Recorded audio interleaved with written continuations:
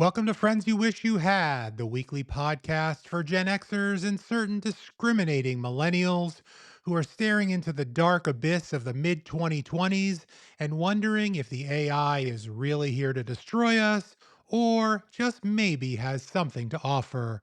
We're your hosts, Adam and Jeff. And everywhere we go, friends, lovers, husbands, wives, kids, aunts, uncles, and even grandma are pulling us aside with their questions, fears, and half baked theories about where our third planet from the sun is headed. So each week we dig into it. What's hype? What's real? And what's fucking terrifying? So think of us as useful guides from the generation known as X. Because in times this uncertain, when the machines can pick your fantasy lineup better than you can, we're the friends you wish you had. We're the friends you wish you had, laughing at the dark when it's looking so bad. Eyes at the door with a devilish grin, but maybe it's a savior. Well, Are there any discriminating millennials? So many, so many. Love the millennials. Love the millennials. All right. You got love. Love You the got love. millennials. Yeah, all right. They all right. weren't. I They just had weren't. to ask. I had to They ask the weren't question. told they were fucking idiots when they were playing football, and they're much better adjusted in all of this. Unlike us Gen Xers who are No. clinging, we're in this generational fucking blood feud with our baby boomer parents, and just It's. I feel like they're gonna take us to the end. They're gonna live longer than we are. We're they gonna take the die whole off. planet with and them. they're- They take the whole planet with them. We're gonna die off, and they're still gonna be saying, "Can somebody help me with this phone? I can't understand this." We'll be in our graves. Every day. Yeah, that's right. That's right. Adam, how are you doing today? Jeff, I'm alive. I'm breathing real air. I'm respirating. I'm thinking with my 20-watt brain. I got eyes to see. I can feel. I'm doing great. It's just happy to be alive. Outstanding, outstanding. So the first question today, should Gen Xers and really folks of all ages talk more like Chat GPT at work? So it seems that people are speaking more like a Chat GPT response. There's a new study that found that members of the British Parliament are using AI written speeches more often. And there was an article in the Washington Post, all hail tech overlord Jeff Bezos, called It's Happening. People are starting to talk more like ChatGPT. One of the examples in the story was the overuse of the word delve. If you think that more people are starting to sound like ChatGPT, you're right. We've known for a while that AI chatbots will overrepresent certain words like delve, likely because the training process was outsourced to workers in Kenya and Nigeria, where delve is actually said at higher rates. Apparently, it's a ChatGPT favorite. The Oh, article yeah. says in the 2 years since ChatGPT launched in late 2022, the appearance of Delve in academic publishing saw a tenfold increase as researchers began turning to AI for help with their research papers. As scientists and writers have grown more aware of the phenomenon, they've taken steps to sound less like AI. So, going back to my original question, Adam, should Gen Xers not be like the scientists and should they try and talk more like ChatGPT at work? What do you think? I'm going to have to say yes. I have some reasons why, but I'm going to have to say yes. You should try to talk more. Well, I should say you should talk more like ChatGPT at the office. You should, to get ahead, talk more like ChatGPT at the office. But you should not necessarily try to talk more like ChatGPT at the office because you're already going to be talking more like ChatGPT. Can I just say I love the word delve and I don't hear it at all in my daily interactions and I'd love to hear it more. Like this is really an amalgamation of our speech. That's the way it works. That's the way it's trained. And what it's doing is predicting what we might say. And the fact that languages are different all over the world is like a uniquely human thing, a beautiful, uniquely human thing. And I just think it's cool that the reason these are in there has to do with humanity, not with machines. And so that's a place to start. I feel like this whole story is about why it's awesome to be human. That's my take on it. I like it. I mean, the post about members of British Parliament using it more, I'm just like, what small group of media watchers are watching these speeches and then cross-referencing them against LLM models? I feel like, I mean, in general, government is, until this government we got now, but in general, government is like boring and technocratic. And you listen to a hearing or a speech on 95% of the functions of government, and it's just like a fucking snooze fest. And it's Totally. very technical language about very technical things like the amount of grain we're producing or how the grain is produced or tax rates. And I'm not saying they're not important. I'm just saying they're very technical and they're usually boring. It's why people don't pay attention to government. So I'm like, and I've spent a lot of time in government meetings. Like, it sounds a lot like ChatGPT before there was a ChatGPT. Now there's like some similar phrases being used, like, so what? I mean, it's what's the big deal? And the other thing I think is it's just like just shows you how much this shit is being used. And at the end of the day, most likely the person who is making the speech is not aware, and sorry, this is a generational stereotype, of how their staff put the thing together in the first place. And they're just reading what's put in front of them because that's always simpler in life. And this is part of the reason we're seeing more of this is just kind of, I don't want to say laziness because it's not so easy to get a great result out of an LLM model either. You have to work at it, but their staff are using these tools and then it's just coming across, in these politician speeches. I think that the British Parliament one was interesting just because there's a visual. You can see these words, 10, 20 phrases just shoot up at the time that ChatGPT started. And you made a very good point about who's the journalist who's sitting here listening to all these. And I think the only reason they analyze these at all, I think, is because all those speeches are recorded. So the journalist could just load them up into ChatGPT and say, pull out all the Well, instances of the, these things. So they're the using journalists are ChatGPT. using ChatGPT Yeah. too. That's how Yeah, they know. totally. So, that I think that's amusing about it. I also think, like, to me, this says that those speeches are mostly useless, just like drivel. Like the way that I use ChatGPT to write, and I think I think it's a smart way to use it because it's the way I use it. But it's like we do a lot of lorem ipsum in our life. Lorem ipsum is basically if you're going to do a design and you just want to fill in the spot that's text, you put nonsense in there, and it's called lorem ipsum. If you're going to write a paper, or you're going to write a speech, or you're even going to write an email, there's a lot of fucking fluff. There's a lot of structure there, like just words to fill out, to make complete sentences, to make it sound a certain tone and stuff. That's not really the content of the thing. And AI is pretty good at that. And guess what? These speeches are 99% that.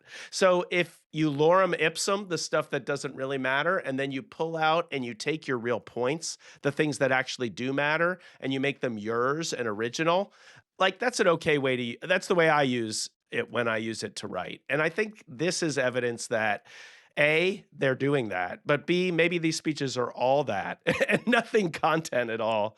But I think that the place where I disagree with both of these articles is like the direness of it. The idea that this is a bad thing or soon we'll be talking like the machines. In my mind, like I said, this is like the most uniquely human thing you could do. So I have a Gen Alpha kid, you do too, but my Gen Alpha kid's getting into her teen tones phase, as she would say, and she uses a lot of slang. And I used slang when I was a kid. We have Gen X slang, no doubt about it.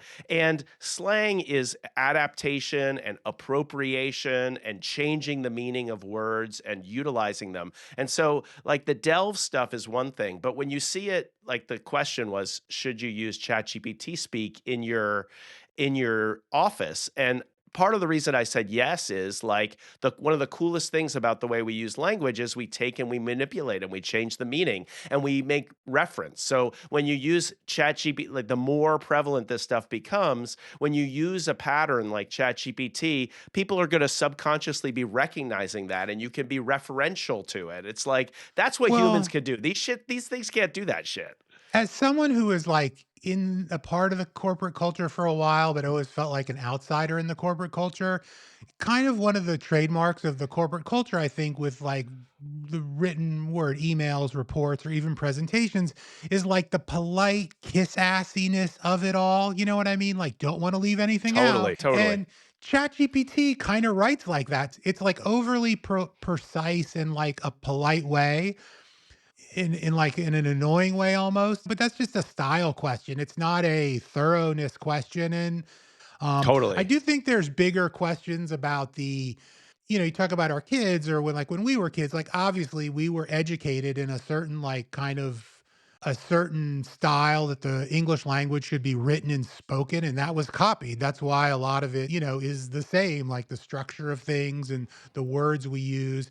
And there is sort of a question to me, like a bigger picture societal question about like we're sort of seeding that over to these big AI computing systems now that are going to kind of teach us back these sorts of things, but it just doesn't seem so dire to me. And I Yeah. also feel like this to me, the other part of my brain is I thought it's like people can't read or speak or write at all. So at least they're getting precise, like technically accurate written work back from something that they could read and maybe pick up something from. Like the best case scenario is you notice that like, yeah, this is a little like AI speak and I should tweak it. The worst case scenario is it's probably better written than someone who is not so skilled at this could do on their own. And that by reading it and processing it, at least they're learning something because they're not learning it anywhere else.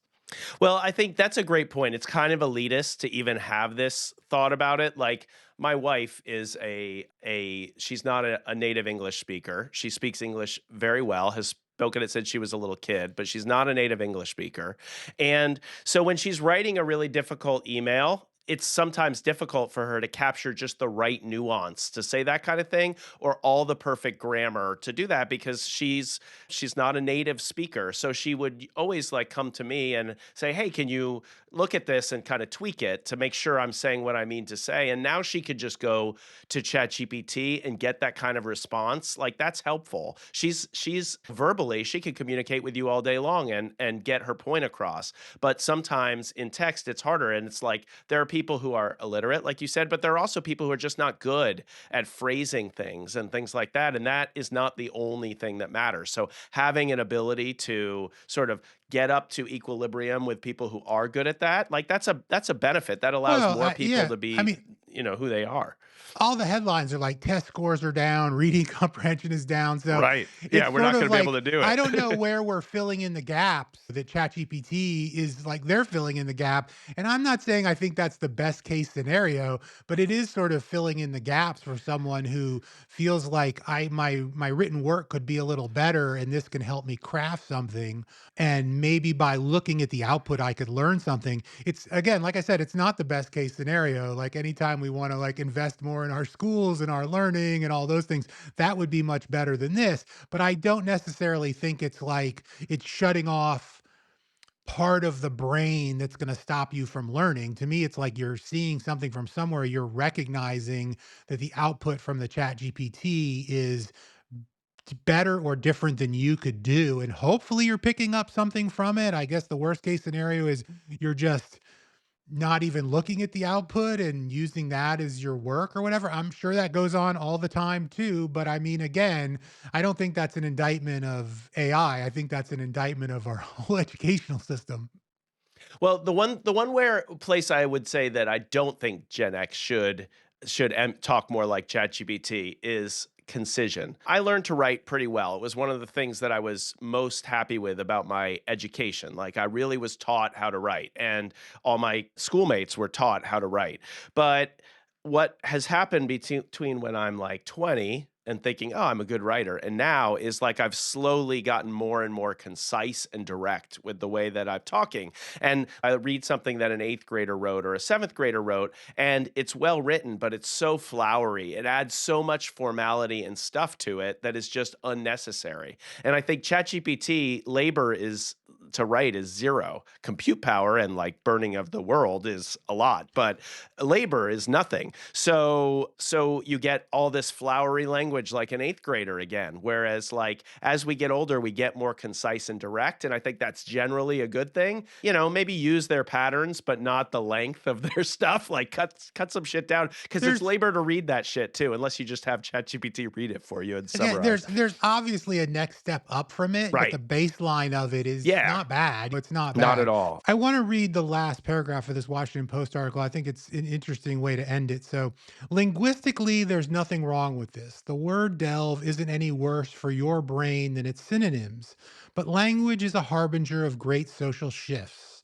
There are many other, far more insidious misrepresentations that are also coded into LLMs: racial biases, gender biases, and political biases. All of these are probably trained into the models, much like linguistic biases. But these are harder to definitively measure. We need to remember that these aren't neutral tools. They hold the power to subtly reshape our thinking. And I think that's true. How insidious that is, time will tell. I do think from our perspective, as people who grew up in an analog age, pre even TV remote controls, I think our brains are just our brains are fucked up for other reasons, but when it comes to this, we're better trained because it wasn't like we saw all of this come into fruition. Whereas younger people who are just turning to it as like a tool and are not so well versed on an alternative, it is concerning to me because again, it points again not to the problem with the AI itself, but problems that are exacerbated by other things in our society. And I do see the more I work with this stuff, the easier it is to sort of insert those biases. But for me, I always feel like I can spot it when I see it. You know what I mean? And I am hopeful that younger people will sort of find their own ways to push back against it. Yeah, I'm not too concerned about that because I think it's a different thing. So I feel like the way we interact with language is fundamentally different than we're not interacting with ChatGPT's bias for language. We're responding to to the input we're getting, where we're hearing more of this same thing, or we're using, or creating more of it because we're using this stuff. So we're responding to the output. We're not responding to its biases, and I think those biases have existed all like when we're not getting them for ChatGPT, we're getting them from a magazine where you flip through it and all the pictures of girls are one way and all the pictures of boys are another way. Like we've had biases baked into our shit all the time. I'm not saying that's a good thing. I'm just saying it's different than the language thing. Language is a means of communication. Like my wife that I was talking about earlier, what she always says is the purpose of language is communication. So I'm going to just talk even if I get it wrong because my point is to get it across to you, not to be perfect. And like that's the purpose of language. And so it's just fundamentally different than like decision making and things like that. So that would be my take on that. And we've always had those fucking biases. They used to be, we used to not even acknowledge that they existed. Now at least we acknowledge they exist, not just on ChatGPT, but everywhere. But I do think that the problem that you brought up about kids is real, and I think it doesn't go to the biases, it goes to the seductiveness of this stuff. I think when your kids are faced with work every day and this stuff is so easy, and I've seen a few posts from people who are like Gen Z who are just out of college or getting into college where they're like, I'm a smart person, I like to write, but when I'm looking at all this homework I have for the day, or this paper due tomorrow, and I could just press a button and get something to work with like that, it's like that's very seductive. So that's the area that I think it's more of a concern when it comes to kids. I don't blame them. It's seductive for all of us, just like you said a few minutes ago. So last week on the show, in my show notes, I mentioned, hey, Meta has this new app called Vibes, and we record a few days before we go live. And of course, the day after we record, OpenAI drops Sora 2, and they drop their app Sora, which is essentially identical to AI Vibes in the structure of the app, but way more viral because the videos are a step up in the quality and the realism, really. And they're everywhere. You guarantee you've seen some Sora videos. Whether you care about AI or not, they've come through your feeds. They're on all the social networks. And Sora works just like Vibes, where you can generate videos on a phone app and then you can share them on that app, but you could also rip those videos and share them all over the place.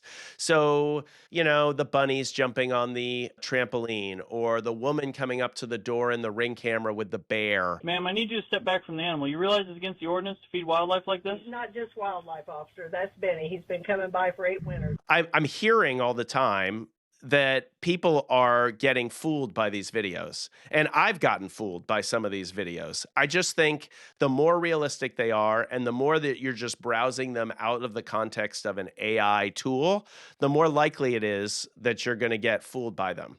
And I think that folks like us, Gen X folks, are even more likely to be fooled by them than the younger generations. And anything from sharing a video that's not real and telling people it's real to like making an action or making a decision based on a fake video, those are all possible. We come from an era, or we're of a certain age where like, fuck, we care if we're being fooled or not.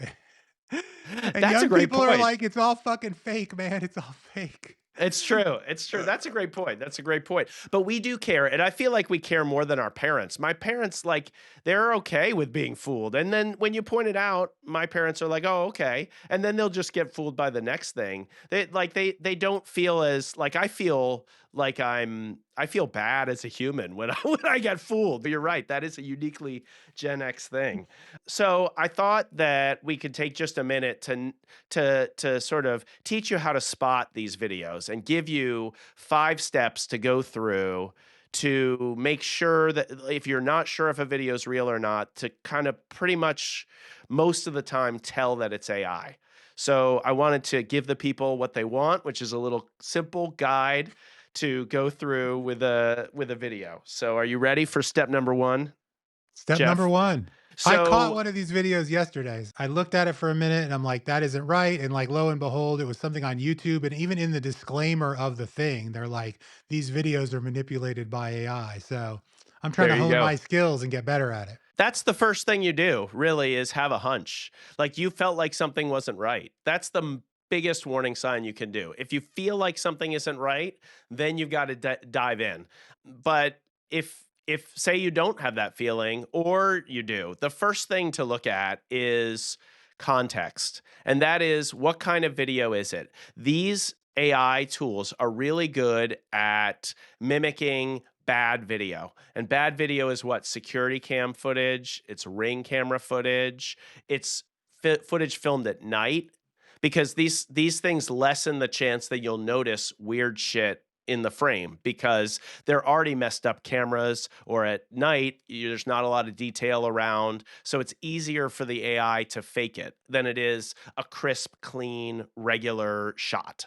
So context is king. And so if you're seeing a video and it's security cam or it's Ring cam or it's at night, you got to at least have a little warning bell go off. Say, hey, wait, maybe this is AI.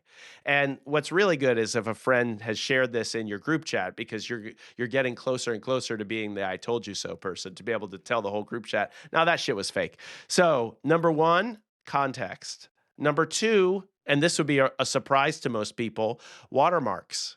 Look for watermarks. All these videos come with watermarks, and the people that are sharing them are not necessarily good at getting rid of the watermarks. Are they able to be gotten rid of? 100%. So it might have a watermark. A lot of the most successful viral videos that have fooled people are ones where there's a Sora right in the corner. And if you really looked for it, you would see it. So look for those watermarks, and also look for places where a watermark has been erased.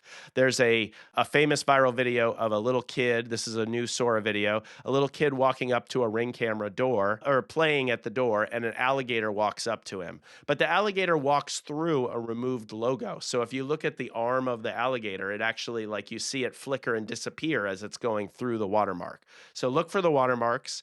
And then just check the source of the video. A lot of the sources of these videos are just like you did. That's what you did. You went to the YouTube page and it had information about the fact that it was AI. Or you can look at the other videos they're posting and see if this is someone who posts AI videos or not. So check the source. Just go to their homepage. But say that doesn't work.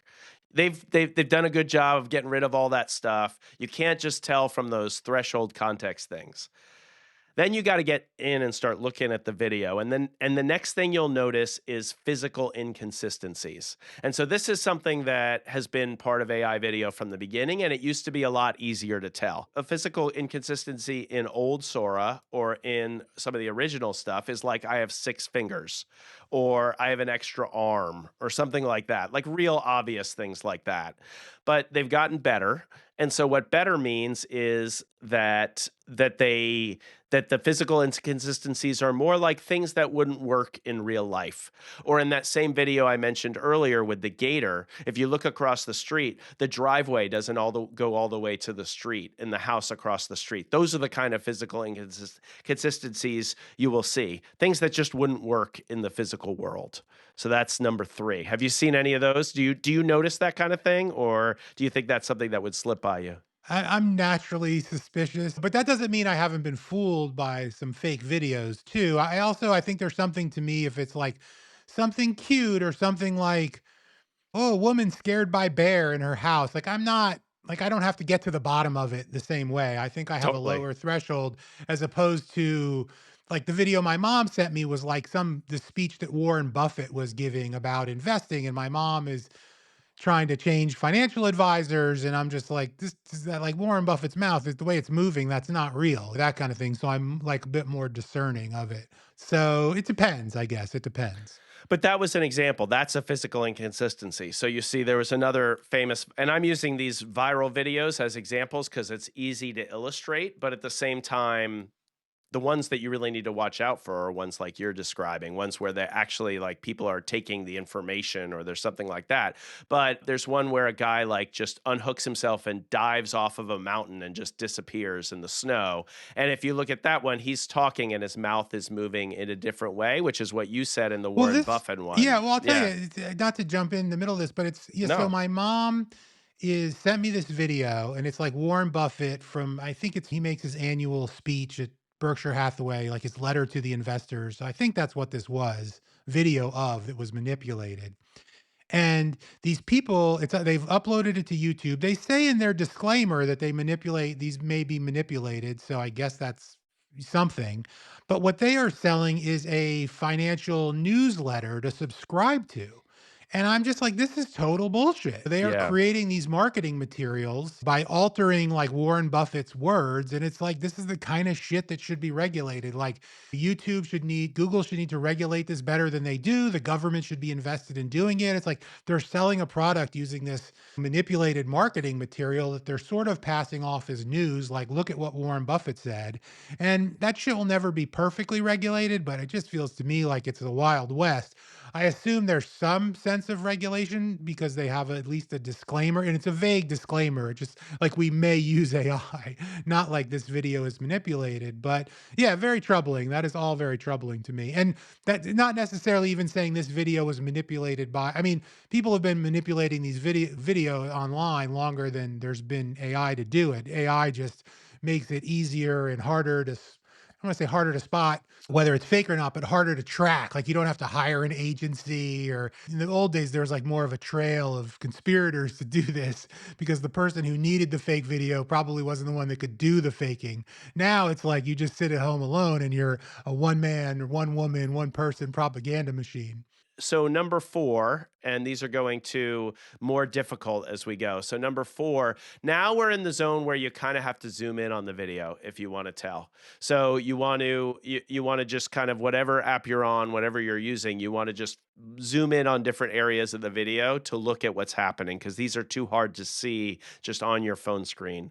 The next one is warping or morphing. So things exist in the real world, Jeff. I'm not sure if you were aware of that, but they For exist and now, they're for they're in now, physical space. But in for AI, they're now. all created. So they don't always stay the same over time.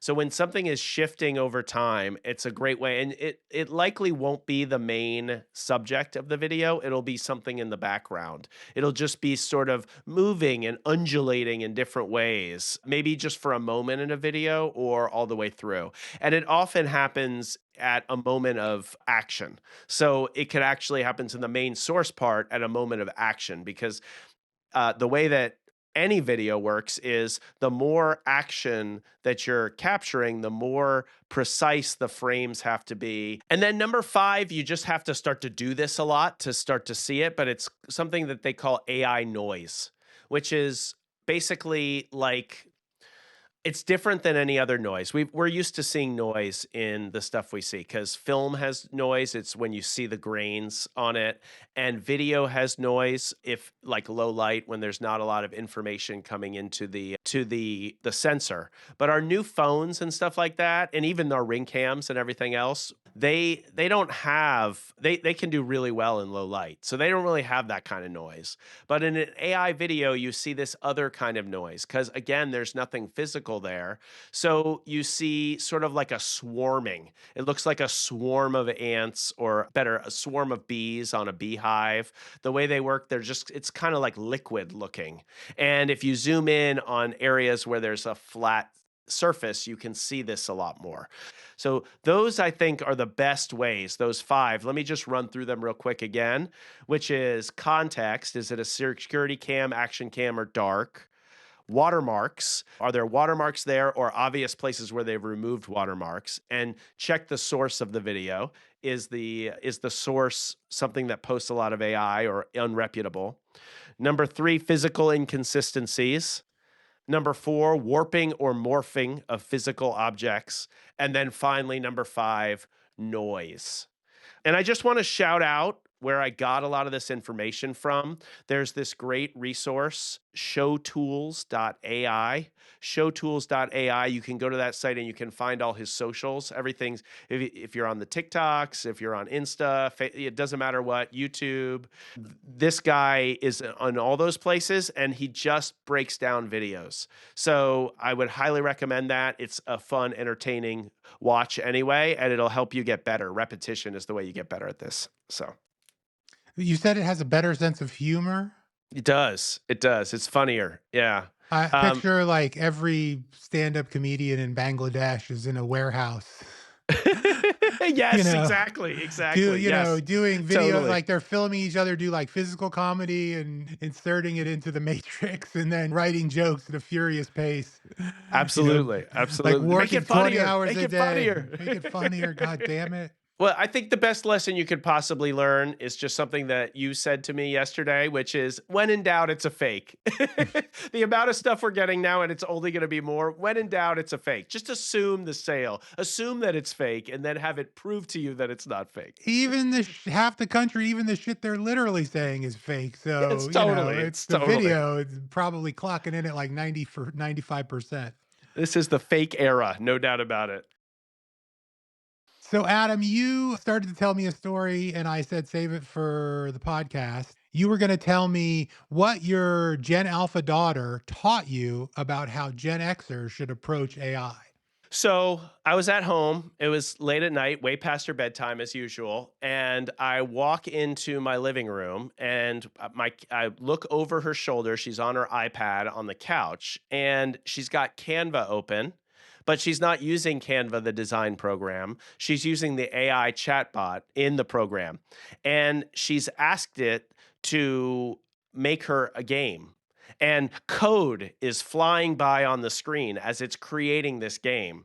And I said, "What are you doing?" And she goes, "I'm making a game." And I said, "You're vibe coding." And she goes, "Yeah, but I still know how to code." And I said, "But you don't know how to code like this, right?" She goes, "Oh no, I could never do something like this." And it's pulling out this Python. It's just rolling with this code. And I'm like, my daughter is 10 years old and she's vibe coding. How cool is that? And I look at her prompt, right? And she's got a prompt that's pretty good. She's basically asking it to make her a matching game. And she's really precise about how she wants the levels to work. And she's really precise about the game and what you win if you get it right and how many matches there are, all the pieces you need. And then she has this one line. She's like, "I want to be matching pictures of cats, but make them real cats. I don't want any emojis or cartoons. I want real cats." So she has this sentence in there. Like, that's kind of odd. So it puts together this thing in like 3 minutes, right? And she starts playing it and it's fucking good. Like it does all the things she asked it to do. It has 8 pairs. And when you match them, it's like memory, that game we used to play with actual cards where you click on the different things and try to match them. It's got 8. It works. When she gets a win, she gets the same reward she wanted. It's like, bang on. This thing is good. The only problem is they're emoji pictures of cats. They're not real cats. And so she's playing this game for about a minute, and then she just sets it aside. She goes, "Eh." And I said, "What? What are you doing? Why are you setting that aside? That thing worked great." And she goes, "Yeah, but the cats aren't real cats." And I said, "Well, but the game works. Like this thing built a game from scratch for you and it works perfectly. That's amazing." And she's like, "Yeah, but they're not real cats." And I said, "Well, that's the way AI works. Like you could just tell it, 'Hey, I really like the game you produced. I like all the functionality, but you didn't make the cats real cats. Can you make them cats?'" And she's like, "Nah, I'm not going to do that. No, no point." And so, so it taught me a couple things. First, it taught me I feel like we could talk about these amazing things that AI is going to do and can do, but the reality is they're never going to be consumer adopted until those fucking cats are real cats on the first shot. Like people do not have the patience to go back and iterate and do things like that. But for Gen X, the thought that I had, people like us, we know how to work, man. We love to work. We have like labor is value to us. And the reality of using these tools, for me, my experience with them, is like they take work, just like any other art or any craft that you're going to produce. Like they take work, they take iteration. They don't just come with a click. So if you want to produce something really cool, it takes going over and over and iterating and back and forth and coming up against walls and getting around them. And it takes that work, which is part of the reason I think as humans, we're okay. We're going to be okay. We're safe because we can do that work. And the reality is, when you see something that's a one button, it's always a magic show. That shit just doesn't work. That's not the way AI works. It can do things you can't do, but you got to work at it. I just found it fascinating. And from my perspective, it's like the lesson I took is you got to work at this and it won't be adopted large scale while you still have to work at it. And I think I don't see a space where you won't. That's across the uncanny valley too. And so, yeah, we might cross it someday, but I'll believe it when I see it. So, It just feels like the magic of it is it allows you to do things you don't know how to do. You don't really know how to code. You know how to hire a coder. You want to build something, you have some knowledge, even if it's super basic. You have an idea of the product that you want. And now there's a new way to go about it where you can get the AI to code it for you, but that will take a lot of work. It will not just be, let me sum it up in 4 sentences and it's just going to deliver. That's the magic show, I think. yeah. And so far, that is so far from reality. And I think that's the big distinction between the way it's sort of being promoted. Because if you just throw a prompt to ChatGPT and you get some written output and it's like, it's just miraculous, but that's sort of the simplest tier one level. But as you start to move up and need it to try and get it to do more sophisticated things, it takes a lot of work. You do have to work at it. And a team of people doing a lot of work or it costing you a lot of money or whatever it is, like there is a shortcut being offered, but the labor you're going to have to put into it is not the shortcut, I think, so far. Yeah, and I think that's a competitive advantage for Gen X, frankly. Like I made our website, right? I used Lovable to make our website. I think a lot of times people are hyping these things, so it's all about the one button. You could just produce a website in a minute. Look at all these AI generated websites, blah blah blah blah blah blah. But it took me days and days of just hammering at that thing to do it. I don't want to like misinform people. The reality was like I kept building little things and going through and iterating and little more and more and more and then building out back end pieces and then it would encourage you to do more things and I would go up against a wall because it would suggest all these things and then it would try to do them and it wasn't able to do them because it didn't know what it was capable of and what it was not capable of. And it's the same way if you hired a coder like you were talking about, they wouldn't give you something on the first shot that was perfect for you. You'd have a lot of notes for them and you'd go back to them and then you would go up to the limits of their capability and maybe they would tell you or maybe you would just find out. It's the same shit. But we have this at least I have always had this kind of independence. Like I want to do things for myself. I don't want to go hire. I don't want to go work for a company that does this and be part of it. I want to like do stuff on our own and then build a team. It's always been something important to me. And like that is where you can do that with AI. Like you were saying, as a helper, unlocking things that you couldn't do before and like working with a team of one to do what you used to do with a team of five. That stuff is possible, but it doesn't mean that it doesn't take the labor of working with a team. It takes the same amount of labor. It's just whether you're doing it or you're hiring people to do it. Yeah, or going from a large team to a smaller team, but Yeah. the human labor to build the thing you want to build or create the thing you want to create. Again, I'm repeating myself, but it just still seems like that part of it's not going away with where AI is right now. Bigger picture, people's jobs, people's like employment security, how that's going to change. Those are all real issues, and I think that's a huge question mark kind of on the whole project. But I do think that the idea that it will, or I guess what I'm trying to, what I worry about, or what it occurs to me, it's just being sold as like it's a magic button. And I'm sort of more on the outside than you. And it was like, oh, we could, for our business, have these AI agents that could do this. Or I remember like building that website, and you're like a day later, it's like, website's almost done. And then it Yeah. was like, oh, it took a Yeah, lot totally. longer than that. And I've seen these, on social media, the prevalence of these people kind of selling this idea of like, you should go into the website business, like call all the businesses in your town and tell them you can build a website. And with AI, you can already have the website almost built before you even call them, and you're going to undercut all the prices and blah, blah, blah. And then you sort of see the reaction to that, which is like, yeah, the back end doesn't work on all of them. And really, it's not an easy path to do anything. So I'm not expert enough to know, but it's certainly that tension is out there in the culture even right now. Yeah, it's funny that you mentioned that because, like, I know some people in the agency world. We have an agency. And so I know some people in the agency world are selling this idea that in the future we'll have these AI agencies and 90% of the work will be AI and 10% of the work will be human. And that will replace a current agency. And it makes sense that people want this because the limiting factor on an agency model of business is scale. Like you have to hire people to do more, and the more you do, the more you have to hire, and your billings don't keep up with the scale if you get bigger and bigger. So it's a tough model from that perspective. But I just think the reality of working with these tools, you realize that if that happens and they're able to do 98% of the work, then what I always say, consumer expectation or client expectation is going to be that that costs a lot less. That's just the reality of the situation. And the value of that 10% will grow. So where you're going to make your money and your margin is off that 10%. So it really, to me, that's like a fake, that's the like a one button example of the agency model. It's like, it's not real. It's not going to happen that way. And I do think like, why does it get hyped so much? Because there, like we've talked about last week and have talked about a bunch, is there's a lot of money at stake and people are trying to sell this stuff. So Sora 2 came out, right? Big, oh, amazing. This is going to change. This is the new social media, and a bunch of articles about how social media is dead because of this. It fucking takes 50 cents to $1 for every post that you make on Sora.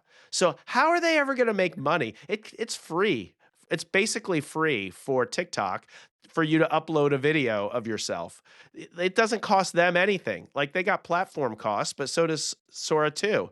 But 50 cents to $1 per post. That's just something to try to get you to use the things and to sort of bump up their numbers to deal with this crazy valuation that they have. It's not real. It's just a show. All that talk just makes me nervous.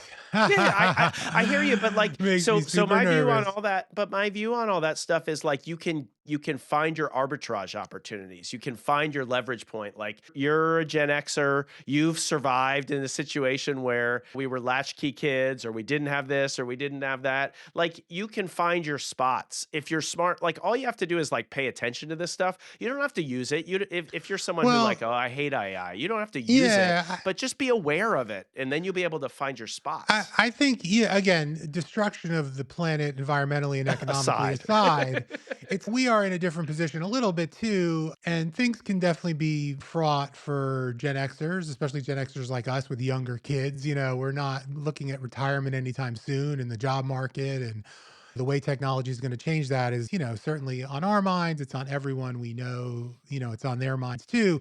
But we are in a position more to like sit back, and we are more established. We are looking at this as more like, how does it fit in, and play around with it and like see what you can integrate into what you're doing. And that's a bit of a lucky position to be in, as opposed to kids that just graduated from college and are like looking for work, or computer science people, and the way that whole industry has changed, and the labor market's fucked, or how do I save for a house or whatever. And these forces are like sort of on top. So I feel like I understand why different people in different parts of our society are like feeling this in like a more existential way. Like it definitely makes sense.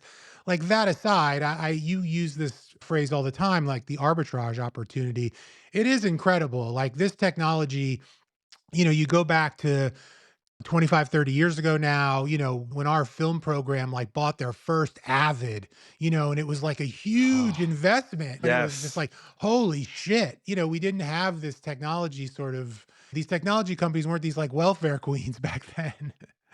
And It's true. this And there this were more of technology, them. There like were only 5. it should be super expensive. It should be Yeah. like a real barrier to entry for people to use this stuff right now, because of how expensive it is, and sort of how limited the sort of actual practical use is. But instead it's the other way, and it is an arbitrage opportunity. Like there is a way to like develop a set of skills and understand it for young people, for older people, whatever, that has, I think, not existed with other kind of technologies, because Yeah. of the way our financialization of it all has worked. So I don't want to use the word silver lining, but it certainly is an opportunity to like level the playing field in terms of the access that people can get to it. Since we started this section with my daughter, I'll end it with my daughter too. So yesterday I was taking her from a dentist appointment, and I played the Johnny Cash song John Henry, which is basically the story of John Henry, the tall tale about John Henry, who and If in you the don't know it, story, if you don't know yeah, it, look it up on ChatGPT. ChatGPT will tell you 100%.